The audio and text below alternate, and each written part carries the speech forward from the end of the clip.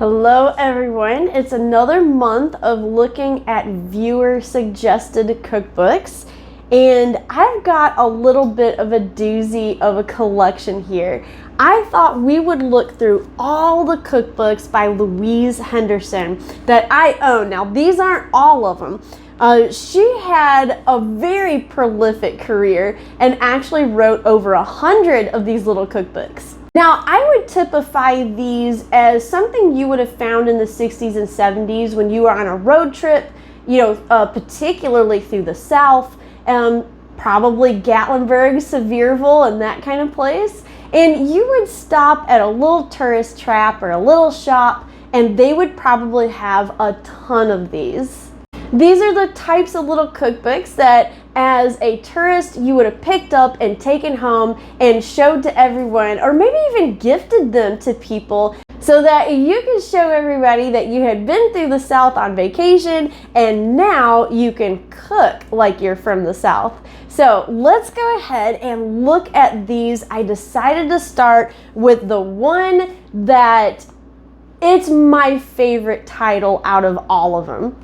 Luizie says, "Y'all come in, it's eating time." Wait a minute. I don't think that's quite right. Hold on, let's go to somebody who can actually say this correctly. All right, we're gonna go for a little ride to find that person, so let's go. Hey, I got something for you to read. I'm only half Southern, so I can't really say that one is good. What's that title say? Luizie says, "Y'all come, it's eating time." That's how you say it. All right, thanks, Dad. You're welcome, babe. I'll be on my way. I got a bunch of cooking to do. All right. Be careful. I will. All right, and now that we know how this is actually supposed to sound, let's go ahead and cook out of it and see if it actually tastes good. Now, I am going to go into this little cookbook a little more in depth to let you look at it, but first I wanted to show you what we're actually going to make for the taste test. We're going to be doing these Aunt Gertie's potato burgers. Now, I know this looks really simple, but I picked it for a reason, and I'll tell you why in a minute. And because this recipe was so simple, I went ahead and chose a second one. I thought we would try this cabbage cucumber slaw to go with our burgers. So this looks pretty good, and it's also fairly simple. Now let's go ahead and get the slaw out of the way before we make the burgers. That way this is waiting for us in the refrigerator. I just got this coleslaw mix from Publix. It was on sale, and I also didn't want a whole cabbage because it's just going to be me and Mitch eating this, so I really didn't want a lot of leftovers. And now we're gonna dress that up a little bit. We're gonna do a bit of onion. Now I chose a red onion because I had it left over in the refrigerator from another recipe, and I'd like to go ahead and use this up before I, cut into another onion. And we're also gonna need a cucumber and some celery. So let's go ahead and get this diced up and shredded, and we will be ready to continue. And that was pretty painless. I just love the smell of cucumber. It reminds me of summer. I can't wait till we start getting fresh ones from the garden. And now all we're gonna do is add all of this to our coleslaw mix. And now we're just going to add our salt, our pepper, our mayonnaise. And here's where it's a little bit different. We're gonna add this French dressing to it.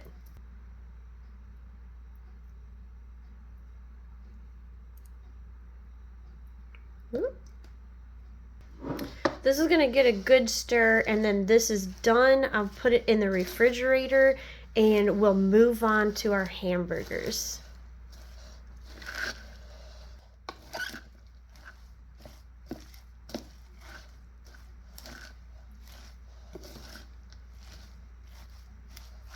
All right, we've made some progress. I went ahead and made a sauce. All I did was combine some ketchup and mayonnaise, and then I chopped up some sweet garlic pickles. I'm going to add that to the sauce and stir that in. This is one of our favorite things to do on burgers, and it's really good. You'll see I've got two kinds of onions chopped up. This is going to go into the actual hamburger as per the recipe. This is going to stay in the skillet and caramelize a little bit. This is also going to be a topping that I'm going to put on the burgers. And when these get a little bit more browned, I'm going to add a little bit of sugar and a little bit of salt and pepper, so that will finish that off. I went ahead and grated the potatoes, so now all we got to do is add all this together and get to frying. Now, the reason I actually picked this recipe was actually a couple different things. A lot of the recipes didn't look, that interesting. But I also picked it because I have a great Aunt Madge. I've done her sourdough bread recipe on this channel before, so I have talked about her before. But she loves hamburgers, and her family have made them every Friday for years. And her favorite thing to do is to take a couple slices of her sourdough bread and add it to the meat before she makes her hamburgers. It makes them extra juicy and so good. So when I saw it with the potato, I was really intrigued because I've seen it with bread before, but I'd never seen it with potato before. So hopefully this is going to be just as good as my Aunt Madge's bread hamburgers. I'm going to go ahead and get them ready into patties.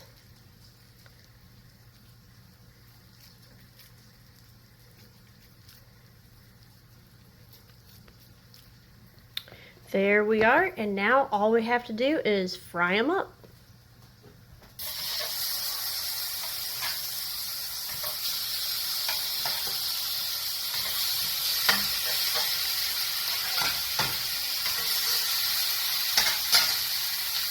We've got those sizzling, and I've already added the salt and a little bit of sugar to these, so they are on their way to caramelizing.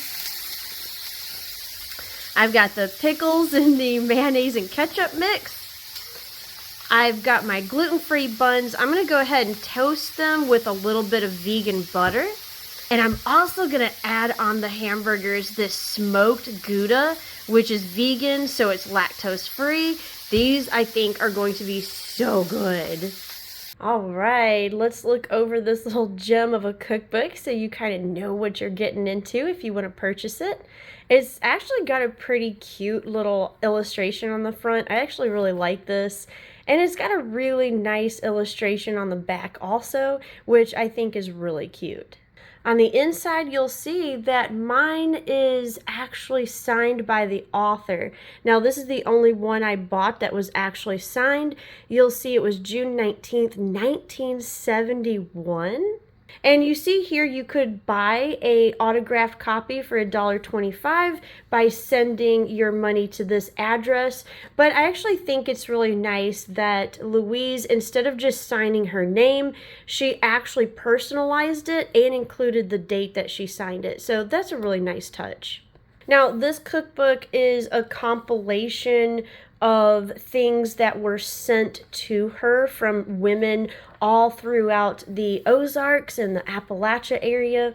So these aren't necessarily her recipes. These are ones that she's collected and then collated into this book. You have a nice little diversity of recipes here, so I don't think you would necessarily get bored with this little cookbook. However, there are some that you probably are not going to make, like hogshead cheese, pickled pig's feet, and because this is a Southern Souvenir Cookbook, you have the inevitable rabbit, groundhog, raccoon, and possum recipes. There wasn't a whole lot of main dishes in this cookbook. You'll notice there was, roast turkey, baked chicken, meatballs, that kind of thing. It's really more into like the soups, stews, and then there's quite a bit of desserts. And then some odds and ends that I thought was kind of interesting. Like we do have like homemade ice creams, which I think would be really good. And then some really interesting looking cookies. And then we also have drinks like spiced tea and some punches, you know, that you would have at parties, Christmas get-togethers, bridal showers, that kind of thing. So overall, I actually think this is a pretty cute little cookbook. You have a few little illustrations throughout that make it, you know, kind of more interesting. I actually think it's pretty cute, and you're gonna get some fairly decent recipes out of it. So this is a very niche cookbook that I would say, you know, you're gonna collect because you like these kinds of little souvenir cookbooks and you kind of like a blast from the past and all of its nostalgia. So there you go. If that is something you're interested in and you like collecting things like that, kind of like me, I rarely turn down a cookbook, especially with a name like this. Then you can find these on eBay for a couple dollars. So I'm going to try this Char brand hamburger buns. I've tried their bread before and it was pretty decent, so I'm going to go ahead and give these a shot. Now, a subscriber asked me how I've been doing since I've been gluten-free, and the answer is actually really good. Now, I did not go gluten-free or lactose-free by choice. I love cheese, and what I wouldn't give for just a great pizza with just loads of mozzarella on top.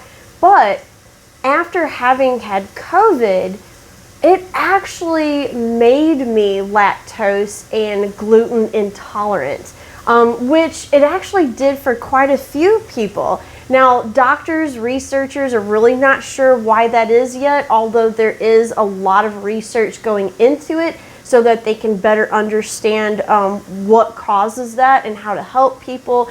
But for the meantime, we just have to quit eating it.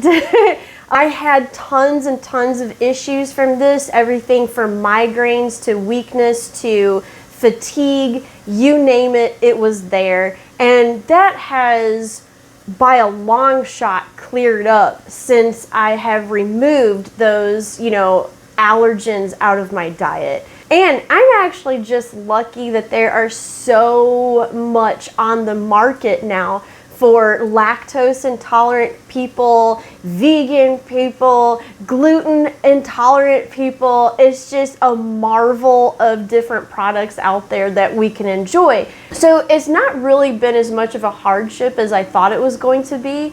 I've been able to find a ton of really good products that I would have never known was out there if this hadn't happened, that are really, really good substitutes, to the point where for the most part, I can't even tell that I'm having to substitute these items. So keep our fingers crossed that the research on how COVID is able to do this, you know, starts coming out so that we look at preventative measures or maybe something that can help turn it around. I don't know. But for now, we have a wonderful array of products that can at least get us through it.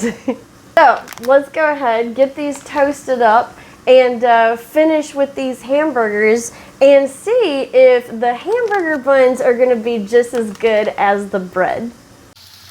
We are getting very close to done. I went ahead and flipped them. I did not anticipate them kind of plumping up as much as they did, but I think that's going to still be okay. It's still going to fit our bun. And the onions are almost done. They're coming along so well. And it just smells wonderful in here. Cannot wait to try this. So meat's done, but I'm gonna go ahead and put these slices of vegan cheese on there, and we're gonna let that just melt a little bit. All right, so we came in. Let's go ahead and see if it's eating time. I am hungry. This is not going to be easy. No, this is going to be very messy. I'm already dripping.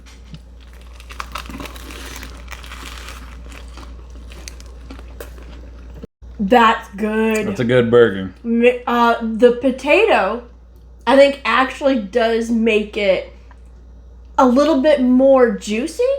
Yeah, I would say it it helps it hold on to like the natural beef juices and stuff. Yeah, I think so. So yeah, I think that's actually a really good addition to it. I was saying like my Aunt Madge, puts like the bread in the meat, and it kind of serves the same purpose, I think. Making it just a little bit more juicy. Now, I would also say that it may have been a good way to stretch that meat at one point. Yeah, that's true. Like you add a little bit more volume to it. Yeah, you can get more patties out of a pound of beef, maybe. Yeah. If you're adding potato and bread to it. But it's good enough, I think, to keep doing it no matter what the reason behind it was. Now, let's try this. This looks good too.